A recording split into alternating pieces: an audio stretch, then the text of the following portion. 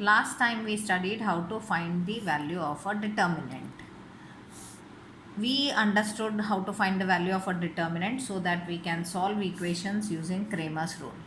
Cramer's rule is a very easy method for solving equations.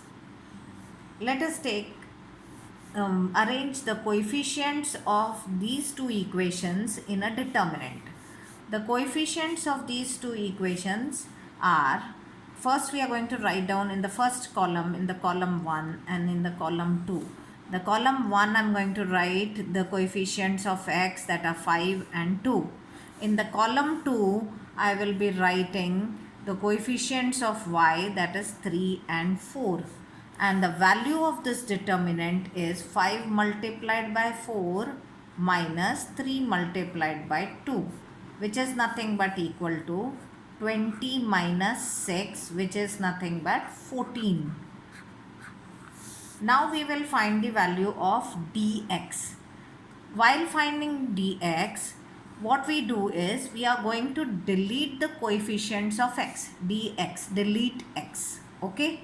So what do we replace these coefficients with? We will be replacing them by minus 11 and minus 10, the constants, okay. And then I'll write the coefficient of y. Now let's find the value of dx. That is minus 11 multiplied by 4, put it in brackets, minus 3 multiplied by minus 10, again put it in bracket. It will help you solve easily. So we get minus 44 minus 30.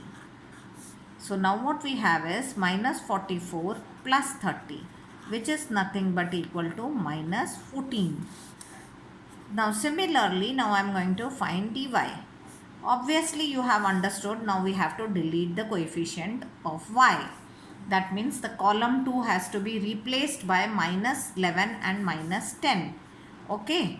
So here we are writing minus 11 and minus 10. Here we will be writing the coefficients of x. Now we find the value of this determinant. 5 multiplied by minus 10 in the bracket minus 11 multiplied by 2 in the bracket.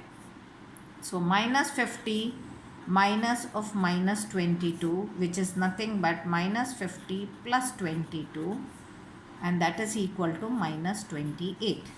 Now using Cramer's rule, we can easily find out the values of x and y.